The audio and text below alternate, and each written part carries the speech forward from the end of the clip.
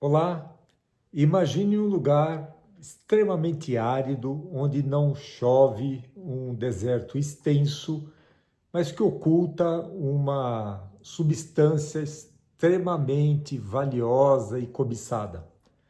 Eu não estou falando dos desertos do Oriente Médio e o seu valioso petróleo, mas de Duna, um livro que foi escrito pelo norte-americano Frank Herbert em 1965, na verdade, lançado. Ele escreveu ao longo de vários anos e o livro está completando 60 anos agora, com uma exposição enorme, muito sucesso no cinema e na televisão, porque já houve uma adaptação para o cinema feita pelo David Lynch, que acaba de nos deixar, em 1984. E ele foi obrigado a encurtar muito uma narrativa que é extensa, com muitos desenvolvimentos. E, recentemente, o diretor Denis Villeneuve dividiu em duas partes. A primeira foi agora em 2021 e a segunda em 2024. Os dois filmes já ultrapassaram a marca de US$ 1 bilhão em arrecadação, levando muita gente a conhecer essa história complexa. É um clássico e filmes à parte e séries também inspiradas no universo de Duna merecem ser vistos, mas ler Duna é uma experiência bastante interessante. Eu vou falar sobre ela agora. Duna, lançada anos depois, já havia planos de fazer uma adaptação cinematográfica, não foi feita ali nos primeiros anos dos anos 70, mas inspirou outras obras que se tornaram muito conhecidas. A principal delas, Star Wars, que adaptou muitas situações, personagens e cenários criados pelo Frank Herbert. Isso deu até um certo estremecimento, mas nunca passou dessa situação, desse questionamento. Enfim, do que se trata Duna? Duna é uma epopeia que se passa 26 mil anos no futuro, quando muitas coisas mudaram. A humanidade se expandiu pelo universo e o autor, ele começa a parte mais admirável desse livro. Ele deixou parte da ultratecnologia de lado. Existem as viagens interespaciais, velocidades impensáveis hoje, mas imagináveis numa obra de ficção científica. Só que ele abandonou a ideia de robôs, por exemplo, que não estão presentes no universo de Duna. E por que isso? Porque há uma jihad butleriana, é uma revolução que acontece envolvendo o que ele chamou de máquinas pensantes, e a gente poderia chamar hoje de inteligência artificial. E isso ocorre cerca de 15 mil anos antes do desenvolvimento relatado em Duna. Quando essas máquinas se rebelam, a humanidade decide abolir as chamadas máquinas pensantes, os supercomputadores, os robôs. E em seu lugar passa a se desenvolver uma figura interessantíssima criada pelo Frank Herbert, que são os mentats. São seres humanos treinados, ensinados, estimulados a se tornarem máquinas pensantes humanas, calculadoras humanas. E essa é uma das criações interessantes de Duna.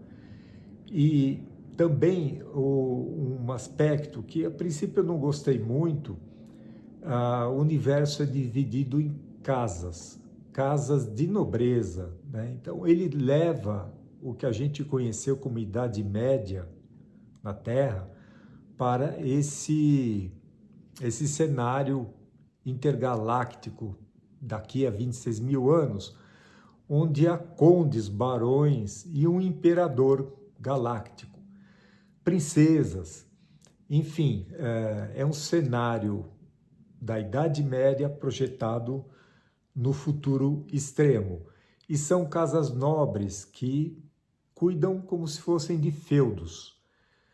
Um dos lugares mais cobiçados, como eu falei, é o planeta Arrakis, conhecido como Duna, onde não chove, há uma extensa cobertura de areia, praticamente só isso, vermes de areia, que são criaturas gigantescas e extremamente agressivas.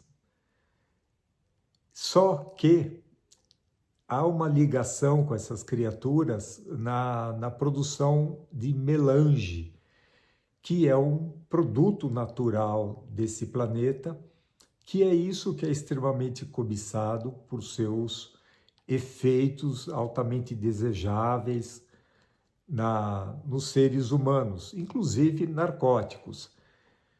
E há um rodízio entre essas casas de nobreza para que todas possam explorar. Bom, aí começa a nossa história, quando a casa Atreides ela é eleita para substituir a casa Harkonnen no controle desse planeta. Então, uma população controladora sai e chega outra. Ou seja, Duna também fala muito de colonialismo. E há os Fremen, que são os habitantes naturais desses planetas, nativos desses planetas, ou em algum momento levados a esse planeta e por gerações eles vivem lá, enquanto as casas nobreza vão se revezando. E, bom, aí começa a grande conspiração. Aí eu não vou contar mais, embora o livro tenha 60 anos, ele merece ser lido e eu não vou estragar contando surpresas do que pode acontecer. Mas um rapaz, um jovem de 15 anos, quando começa a trama, é o Paul Atreides, filho de um conde que é da casa Atreides. Bom, esse rapaz começa a revelar poderes extraordinários, uma sensibilidade muito grande, e quando a família vai para Arrakis, ou Duna, as coisas começam a acontecer e ele começa a crescer enquanto personagem, um personagem que vai evoluindo muito ao longo da narrativa. As coisas que eu gostei em Duna: essa concepção de um futuro muito diferente, que é contaminado por valores, intrigas do passado. E há muitas intrigas em Duna entre essas grandes famílias. Outra coisa, esse abandono da inteligência artificial ou das máquinas pensantes substituídas por um pensador. Talvez fosse aquele filósofo que no passado ficava junto aos soberanos, aos reis, como conselheiro, resolvendo problemas desafiadores. Agora são os mentats. O que é muito interessante também em Frank Herbert é um discurso muito antecipado, levando em conta que o livro tem 60 anos, com relação à ecologia, porque há personagens muito interessantes nessa história, e um deles é um ecologista. Ele é um representante do imperador na trama em Arrakis, porém ele cuida e ele planeja com os Fremen reverter a situação do planeta Duna para torná-lo mais habitável, para que ele tenha vegetação. Lá, por exemplo, as pessoas não sabem o que é chuva, não têm ideia do que é chuva, e a água é um elemento extremamente valioso, a ponto que, isso não é spoiler, todo habitante nativo de Duna usa uma vestimenta que aproveita o suor e outros materiais excretados pelo corpo humano para torná-lo uma água que é pura e sorvida no mesmo momento. Enfim, água é um elemento extremamente valioso em Duna, em Arrakis. E o discurso, do ponto de vista da ecologia, é muito interessante. A preocupação em reverter a situação do planeta e evitar, inclusive, que ela se torne ainda pior. Como eu falei também, as intrigas políticas são muito interessantes, né? Nada diferente do que a gente vê acontecer hoje no mundo e ao longo da história. Isso também vai se repetir em Duna daqui a 26 mil anos. Mas tem aspectos que eu não apreciei tanto no livro, né? O que acontece? Por vezes, esse livro tem 3 grandes partes. Só um parênteses aqui. Depois que Frank Herbert escreveu alguns volumes, e após seu falecimento, seu filho, Brian Herbert, com a parceria de outro escritor de ficção científica, Kevin Anderson, eles continuaram escrevendo sequências, contando a história anterior ao que se passa em Duna, histórias paralelas. Eles explicam, por exemplo, o que houve nesse jihad que baniu as máquinas pensantes. Enfim, são mais de 16 livros desde que Frank Herbert escreveu Duna. Voltando então, algumas coisas que eu não apreciei na leitura do livro que iniciou a saga. Esse retratar dos Fremen como uma civilização subdesenvolvida num extenso planeta coberto só de areia, remete a alguns povos aqui do hoje na Terra.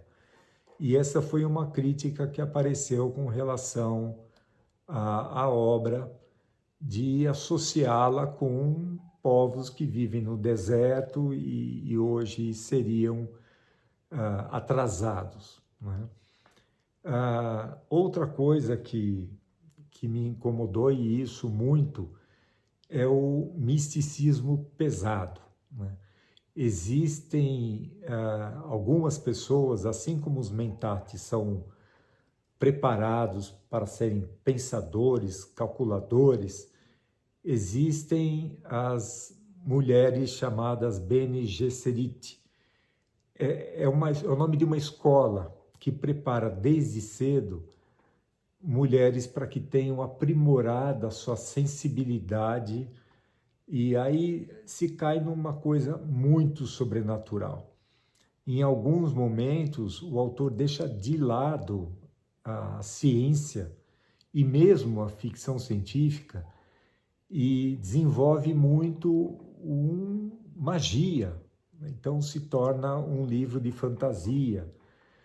E eu não vou falar muito disso, mas é algo que até divide opiniões com relação a esse tipo de conduta do autor, porque o misticismo ganha um peso muito grande no desenvolvimento da saga de Duna. Vale a pena ler? Vale a pena ler, sim, porque Frank Herbert escreve bem, é um texto bastante ágil e interessante que em algum momento ele para cuidar da questão da ecologia, do meio ambiente.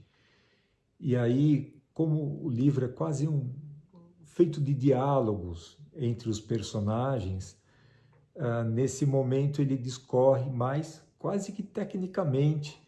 Não é, não é chato, é interessante como ele aborda um problema que hoje cresceu e preocupa globalmente, ou quase globalmente, porque os negacionistas não acreditam no aquecimento e na crise climática, mas ele deixa muito claro que ele já tinha essa visão décadas atrás, né? Muita coisa é interessante, por exemplo, como se fossem, não há capítulos, há 3 partes, mas há divisões quando ele deixa um ambiente e vai para outro, deixa personagens numa situação e volta para outra situação envolvendo outros personagens. Essa divisão é feita por anotações de alguém, eu não vou falar quem, que está escrevendo as memórias, que está escrevendo a história daquele momento. E são registros, em algum momento a gente pode até se perder, mas eles vão e vêm no tempo e se torna particularmente interessante, porque é uma visão de fora e posterior aos grandes episódios relatados em Duna. Bom, essa edição é da Nova Fronteira, se eu não me engano, de 1987, e você pode encontrá-la possivelmente num sebo. Ela foi traduzida na ocasião pelo Jorge Luiz Calife, que é também escritor de ficção científica, e a tradução é muito boa.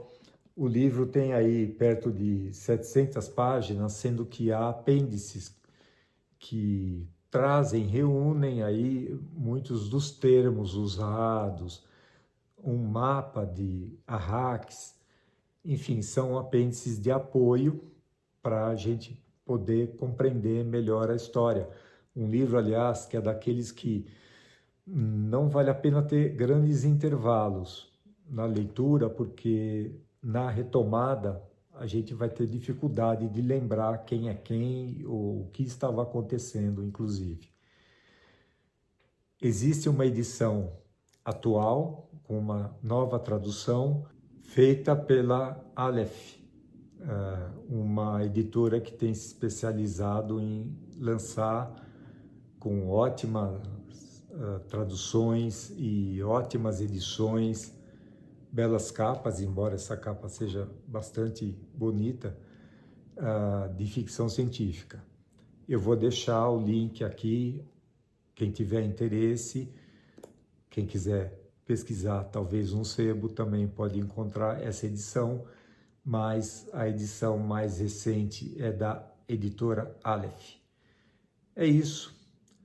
Cuidemos do nosso planeta.